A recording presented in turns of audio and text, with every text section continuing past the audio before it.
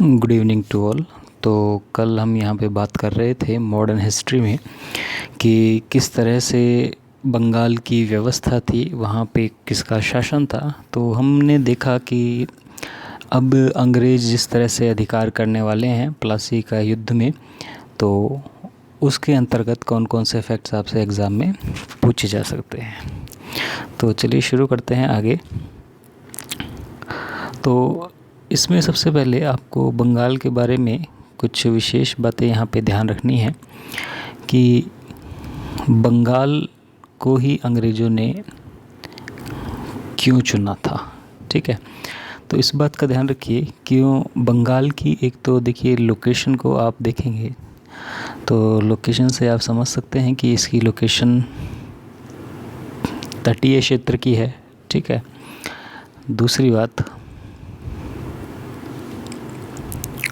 कि जो बंगाल, हम अंग्रेज़ों के समय की बात कर रहे हैं, 1750 के बंगाल की बात कर रहे हैं, तो वो आज की बंगाल की तरह छोटा राज्य नहीं था।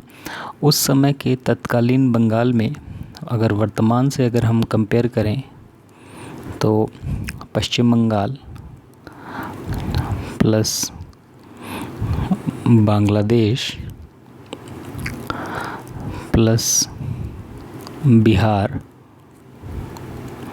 उड़ीसा और झारखंड, तो वर्तमान के इन सभी राज्यों के क्षेत्र को मिला दिया जाए तो वो पूरा क्षेत्र उस समय तत्कालीन बंगाल में आता था। ठीक है, और इस हिसाब से बंगाल मुग़ल प्रांत, सबसे बड़ा मुग़ल प्रांत था मुग़लों के अधीन में। ठीक है, तो इस तरह से कह सकते हैं कि सर्वाधिक संपन्न क्षेत्र अपनी लोकेशन के कारण, मुग़लों का सबसे बड़ा प्रांत होने के कारण अंग्रेज़ों का यहाँ पे इंटरेस्ट था।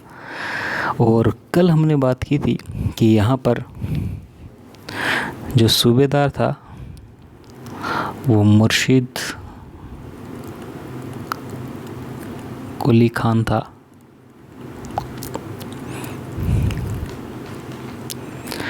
जिसके पास यहाँ पे वो चीफ रेवेन्यू ऑफिसर के भी राइट्स थे और वो बाद में सूबेदार भी बन गया था। और बाद में उसने यहाँ पे राजस्व वसूली के लिए ज़मींदारों का थोड़ा शोषण शुरू किया था, इसलिए इसका विरोध होने लग गया था।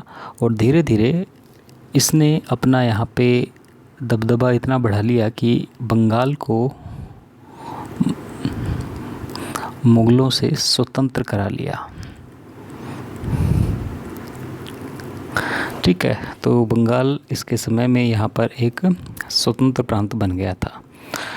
और ये जो समय चल रहा है, इस समय पे अंग्रेज़ों को यहाँ पे, कल मैंने आपको बताया था कि फ़र्रुखशियार से उन्होंने फ्री ट्रेड लाइसेंस ले लिया था कहीं भी व्यापार करने का। तो ये दोनों घटनाएं यहाँ पे साथ साथ हो रही हैं। इसके बाद यहाँ पे मुर्शिद कुली खां का निधन हो जाता है और मुर्शिद कुली खां के बाद यहाँ पे जो दूसरा प्रमुख शासक है वो है अलीवर्दी खान।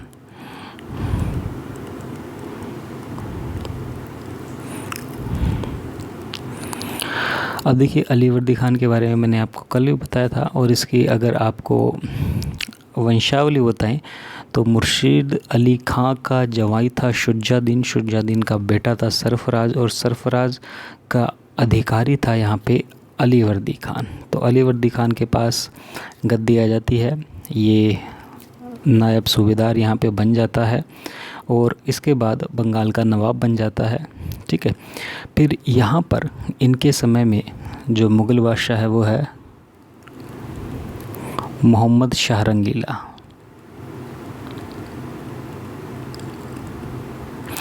और मोहम्मद शाह रंगीला से ये एक सौदा कर लेता है और यहाँ पर मोहम्मद शाह रंगीला को ये 2 करोड़ रुपए देता है और 2 करोड़ रुपए के बदले ये एक मान्यता प्राप्त कर लेता है।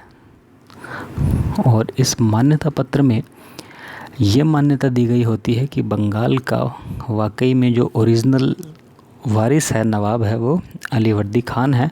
और इस तरह से यहाँ पर एक मुग़ल बादशाह की मुहर लग जाती है कि बंगाल का जो भी क्षेत्र है वो इसके अधीन में ही रहेगा। ठीक है। और इसके समय में यहाँ पे अंग्रेज़ों का संघर्ष चल रहा होता है साउथ में। यहाँ पे अंग्रेज़ लड़ रहे होते हैं यूरोपियन कंपनी आपस में ही, तो ये उनको वहाँ पे डिस्टर्ब नहीं करता। ठीक है। फिर इसके बाद यहाँ पे शासक बनता है सिराजुद्दौला।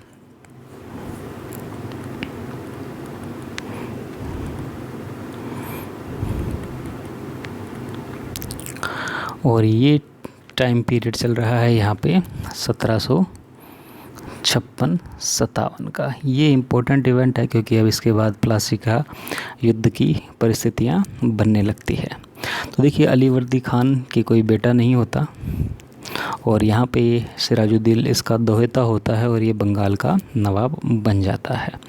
अब मैंने आपको कल भी सिराजुद्दौला के बारे में बताया था कि ये जैसे ही बंगाल का नवाब बनता है तो इसके परिवार वाले ही और तत्कालीन बंगाल के जो प्रमुख व्यक्ति होते हैं वो इसका विरोध करना शुरू कर देते हैं। तो कल के लेक्चर में ही मैंने आपको बताया था कि इनकी मौसी जिसका नाम है घसीटी बेगम, ये किरदार प्लासी के युद्ध में आपको हमेशा लिखने पड़ेंगे जब भी मेंस का पेपर होगा, तो इनको ध्यान रखिएगा। अभी यहाँ पे नवाब है एक शौकतगंज, इसके अलावा इसका सेनापति है मीर जाफ़र,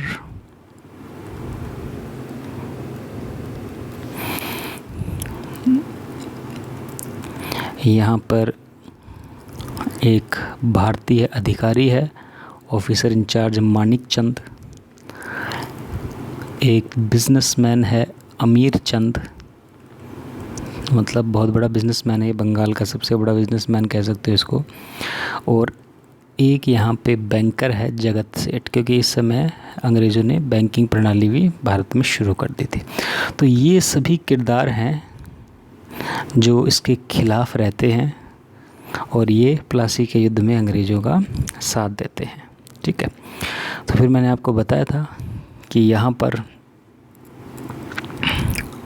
जो अंग्रेज़ होते हैं वो फोर्ट विलियम की यहाँ पर किलेबंदी शुरू कर देते हैं, जिससे सिराजुद्दौला नाराज़ हो जाता है और ये नाराज़ होकर यहाँ पे अंग्रेज़ों पे अटैक कर देता है और अटैक करके ये कलकत्ता का नाम बदलकर यहाँ पर अलीनगर कर देता है और यहाँ से अंग्रेज़ों को भगा देता है। और अंग्रेज़ों और इनके बीच में इस समय यहाँ अलीनगर की संधि होती है 1756 में।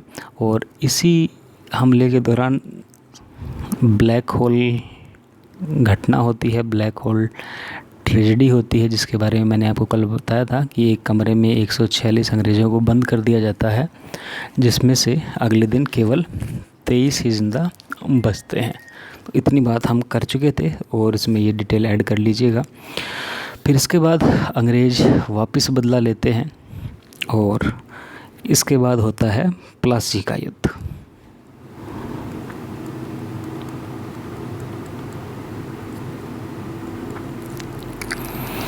अब देखिए प्लासी के युद्ध की ख़ास बात क्या है।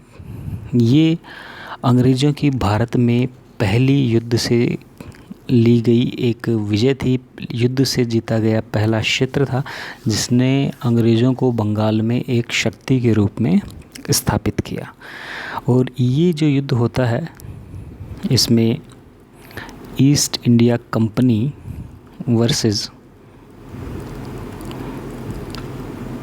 सिराजुद्दौला के बीच में होता है। और अभी जो मैंने किरदार बताए ये सारे यहाँ पर ये सभी लोग अंग्रेज़ों के साथ मिले हुए होते हैं। और सिराजुद्दौला की तरफ जो व्यक्ति होते हैं वो होते हैं यहाँ पे मीर मदान और मोहनलाल। तो इतने नाम याद करने की ज़रूरत नहीं है, परंतु यहाँ पे इसका जो सेनापति है मीर जाफ़र वही अंग्रेज़ों से मिला हुआ होता है। ये सिराजुद्दौला को युद्ध में धोखा दे देता है बाकी सभी के साथ मिलके। ठीक है। तो यहाँ पर प्लासी का युद्ध ईस्ट इंडिया कंपनी जीत जाती है। तो इसे इतिहासकार वैसे वास्तविक युद्ध भी नहीं मानते, क्योंकि युद्ध होने से पहले ही सिराजुद्दौला के जो भी आसपास के लोग थे उन सभी को ईस्ट इंडिया कंपनी अपने अंदर मिला लेती है। तो एक तरह से इस युद्ध का परिणाम पहले से ही फिक्स था, तो इसको वास्तविक युद्ध नहीं माना जाता। और यहाँ पर जब अंग्रेज़ इसे जीत जाते हैं तो बंगाल जो सबसे बड़ा प्रांत है, सबसे संपन्न प्रांत है, उस पर राज करने का मौका अंग्रेज़ों के पास आ जाता है। ठीक है, इसके बाद जो मीर जाफ़र सहायता करता है यहाँ पे ईस्ट इंडिया कंपनी की, ईस्ट इंडिया कंपनी अगला नवाब मीर जाफ़र को ही बना देती है। और मीर जाफ़र को यहाँ पे जब नवाब बनाया जाता है तो इससे काफ़ी मात्रा में यहाँ पे धन वसूला जाता है, राजस्व वसूला जाता है। ठीक है, और राजस्व वसूलने के और धन वसूलने के बाद भी अंग्रेज़ समय समय पर इससे अनवांटेड कह सकते हैं ना, जिसे अनचाही डिमांड करते रहते हैं पैसों की, और अंत में मीर जाफ़र भी अंग्रेज़ों से परेशान हो जाता है। ठीक है, तो यहाँ पर इस समय मीर जाफ़र अंग्रेज़ों की सहायता छोड़कर डच से हेल्प लेने लग जाता है, क्योंकि इस समय भारत में डच भी मौजूद हैं। परंतु अभी कल के लेक्चर में हमने देखा था कि 1759 में डच और अंग्रेज़ों के बीच में वेदरा का युद्ध होता है, और इस युद्ध में डचों की पराजय हो जाती है और अंग्रेज़ यहाँ पर जीत जाते हैं और डच शक्ति कमज़ोर हो जाती है। इसके बाद मीर जाफ़र को भी अंग्रेज़ यहाँ पे बंगाल के नवाबी से हटा देते हैं और यहाँ पे अगला नवाब बनाते हैं मीर कासिम को। अब मीर कासिम कौन है? ये एक्चुअल में मीर जाफ़र का जवाई है। ठीक है, ये यहाँ पर रिश्वत देता है अंग्रेज़ों को और नवाब बन जाता है। अंग्रेज़ भी इसको सपोर्ट करते हैं, परंतु ये भी अंग्रेज़ों की बार बार रिश्वत मांगने से परेशान हो जाता है, क्योंकि अंग्रेज़ यहाँ पर मिसयूज़ कर रहे हैं अपनी हर सुविधा का। इनको फ्री ट्रेड का लाइसेंस मिला है, उसका मिसयूज़ कर रहे हैं। और वो ये इस तरह का जो लाइसेंस है, जिसे दस्तक प्रथा भी कहते हैं उस समय की, तो ये जो अंग्रेज़ों को मिला हुआ विशेषाधिकार है, अंग्रेज़ पैसे लेके इसे भारतीयों को भी बेच रहे हैं। ठीक है, तो ऐसी चीज़ें हो रही हैं। तो मीर कासिम को लगता है कि अंग्रेज़ अगर ये सुविधाएं खुद आगे बेच रहे हैं तो क्यों ना मैं खुद ही भारतीय व्यापारी को इस तरह के फ्री ट्रेड लाइसेंस बांटने लग जाऊं। तो यहाँ पे मीर कासिम भी भारतीय व्यापारियों को दस्तक देना शुरू कर देता है। दस्तक फ्री ट्रेड लाइसेंस का ही रूप है। तो यहाँ पर ईस्ट इंडिया कंपनी इससे नाराज़ हो जाती है और मीर कासिम को वापस से बंगाल की नवाबी से हटा देती है और वापस मीर जाफ़र को बंगाल का नवाब ये बना देते हैं। ठीक है, फिर इसके बाद होता है यहाँ पे दूसरा निर्णायक युद्ध इतिहास का, जिसे कहा जाता है बक्सर का युद्ध।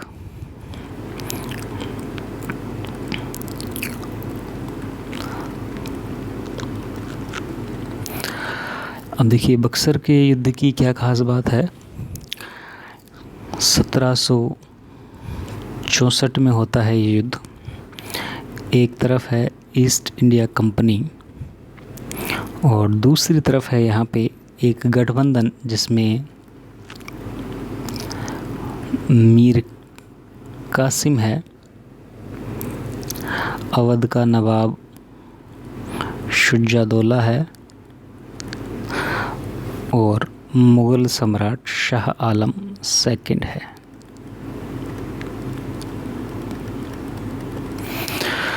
तो यहाँ पर ये गठबंधन है और यहाँ पर EIC का नेतृत्व कर रहा है हेक्टर मुनरो। ठीक है, यहाँ पे नेतृत्व किया था रॉबर्ट क्लाइव ने। इसके बारे में हम आगे पढ़ेंगे। एक्चुअल में रॉबर्ट क्लाइव से क्वेश्चन इसी तरह से आता है कि भारत में जो पहला युद्ध जीता था, जिससे ब्रिटिश साम्राज्य की स्थापना हुई थी, वो किसके नेतृत्व में हुई थी? तो रॉबर्ट क्लाइव के नेतृत्व में ही हुई थी। एक्चुअल में ये ब्रिटिश कंपनी में एक क्लर्क के रूप में इसने काम शुरू किया गया था और धीरे धीरे अपने टैलेंट के बल पे ये सेनापति बन जाता है और रॉबर्ट क्लाइव ही सबसे पहले यहाँ पे प्लासी का युद्ध जीत के अंग्रेज़ों को एक शक्ति के रूप में स्थापित करता है। तो यहाँ पर हेक्टर मुनरो के साथ युद्ध होता है इस पूरे गठबंधन का, और यहाँ पे अंग्रेज फिर से जीत जाते हैं। और ये जो दूसरी जीत है जिसमें मुग़ल सम्राट भी हार गया, ये अंग्रेज़ों की सबसे बड़ी जीत है, निर्णायक जीत है। और यहाँ पर अंग्रेज़ पूरे भारत के अंदर सबसे शक्तिशाली संगठन के रूप में, शक्ति के रूप में यहाँ पे स्थापित हो जाते हैं। और इस युद्ध के बाद यहाँ पर मुग़ल बादशाह शाह आलम और ईस्ट इंडिया कंपनी के बीच में संधि होती है, जिसे कहा गया इलाहाबाद की संधि।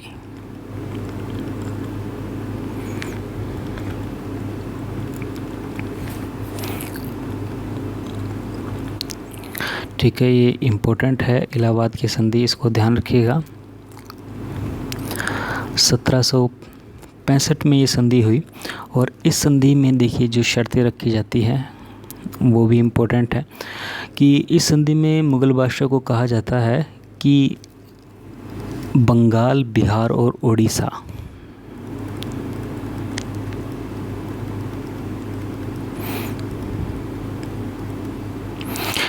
इन तीनों के जो रेवेन्यू वसूली के अधिकार हैं वो ईस्ट इंडिया कंपनी को दे दिए जाएं। ठीक है, इसके बदले में यहाँ से जो रेवेन्यू वसूल करेगी ईस्ट इंडिया कंपनी, उस रेवेन्यू में से 26 लाख रुपए वार्षिक ये शाह आलम को दे देंगे। ठीक है, पहली बात तो यहाँ पर ये समझौता हो जाता है। इसके अलावा दूसरी इम्पोर्टेंट बात, जो अवध का नवाब है शुजा-उद-दौला, इस पर यहाँ पर कंपनी 50 लाख रुपए का जुर्माना लगाती है। ठीक है, तो ये भी एक इम्पोर्टेंट बात है, इसको ध्यान रखिएगा। यहाँ पर अब अंग्रेज़ों के पास राजस्व के काफ़ी सारे सोर्स हो गए, और अंग्रेज़ यहाँ पर इस राजस्व के सोर्स से एक बड़ी सेना को मेंटेन कर सकते हैं और मजबूत हो सकते हैं।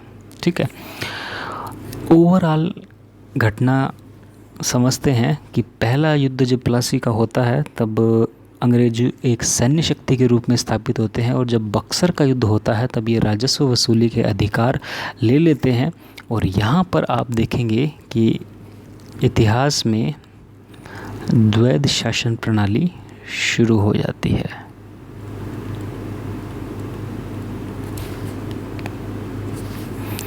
द्वैध शासन प्रणाली मोस्ट इम्पोर्टेंट है, कंसेप्ट समझेंगे कि क्यों शुरू हुई द्वैध शासन प्रणाली। तो पहले तो समझते हैं द्वैध शासन प्रणाली या ड्यूल रूल होता क्या है। ठीक है, इलाहाबाद की संधि के बाद 1765 में यहाँ पर देखिए आपको दो चीज़ें देखने को मिलेगी।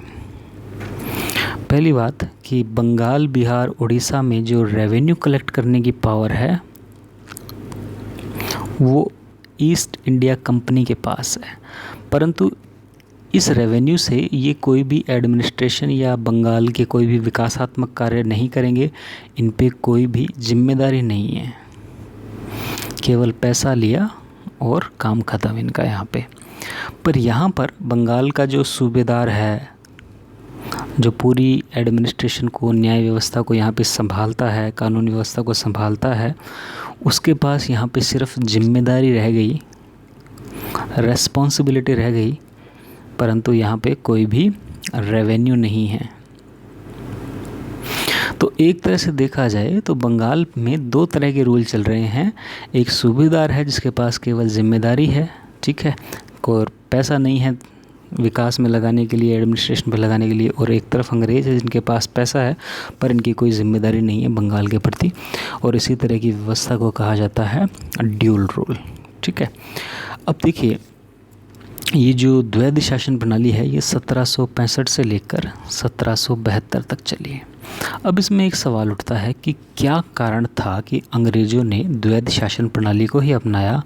हालांकि ये बंगाल को जीत चुके थे, ये चाहते तो सूबेदारी भी खुद ले सकते थे, पर इन्होंने सूबेदारी खुद हाथ में नहीं ली। इसके क्या कारण है? तो देखिए इसमें सबसे बड़ा कारण ये है कि ये इनकी कूटनीति थी। पहली बात, अगर ये सूबेदारी हाथ में ले लेते तो यहाँ पर सीधी जो बाकी शक्तियाँ हैं उन शक्तियों के साथ इनका सीधा टकराव हो सकता था, क्योंकि वो शक्तियाँ सोचती कि बंगाल पे इन्होंने कब्ज़ा कर लिया है, अब ये हमारे क्षेत्र की ओर बढ़ेंगे और हमारे क्षेत्र के साथ भी ऐसा ही करेंगे। तो वो शक्तियाँ जैसे मराठा, मैसूर, ये सचेत हो जाते और पहले से ही तैयारी करने लग जाते। तो यहाँ पर ऐसा मौका अंग्रेज़ों ने नहीं दिया। दूसरी बात कि इस तरह की व्यवस्था करके वो जो रेवेन्यू वसूल कर रहे थे, तो उस रेवेन्यू का पूरा भाग वो अपने सैन्य सिस्टम को, अपनी आर्थिक सिस्टम को मजबूत करने में कर रहे थे। अगर वो यहाँ पे डायरेक्ट सूबेदारी भी ले लेते तो वहाँ पे उन्हें एडमिनिस्ट्रेशन में पैसा खर्च करना पड़ता, तो एक तरह से इनका ये खर्चा भी बच गया। तीसरी बात, इंडिया की जो जनता है, ठीक है, सभी यहाँ पर चाहे मैसूर हो, मराठा हो, जो भी निज़ाम हो, तो उस जनता को ऐसा नहीं लगना चाहिए कि अंग्रेज़ हमारे शासक बनने वाले हैं धीरे धीरे, क्योंकि नहीं, ऐसा अगर होगा तो धीरे धीरे विद्रोह और क्रांति की लहर पनपने लग जाएगी। तो अंग्रेज़ इसलिए भी डायरेक्ट रूल नहीं करना चाहते थे। तो इन्हीं सभी कारणों से इन्होंने ड्यूल रूल को अपनाया। शासन तो इन्हीं का रहा, परंतु इनकी कोई रिस्पॉन्सिबिलिटी यहाँ पे नहीं रही। फिर धीरे धीरे जब स्थितियाँ बिगड़ने लगी तो यहाँ पे 1772 में द्वैध शासन का अंत कर लिया जाता है और बंगाल को धीरे धीरे कंट्रोल में कर लिया जाता है। ठीक है, तो 1765 से लेकर 72 का टाइम ड्यूल रूल का टाइम है, इसे ध्यान रखिएगा। चलिए, तो आज के लेक्चर में आपने देखा कि अंग्रेज़ किस तरह से भारत में स्थापित होते हैं और स्थापित होते ही डायरेक्ट शासन नहीं करते। तो चलिए फ़िलहाल आज के लेक्चर में इतना ही। इसके बाद हम कल बात करेंगे कि भारत में ब्रिटिश शासन किस तरह से फैला और धीरे धीरे जो बाकी राज्य थे उन पर कैसे इन्होंने जीत हासिल की। तो चलिए आज के लेक्चर में इतना ही, मिलते हैं नेक्स्ट वीडियो में, तब तक थैंक यू।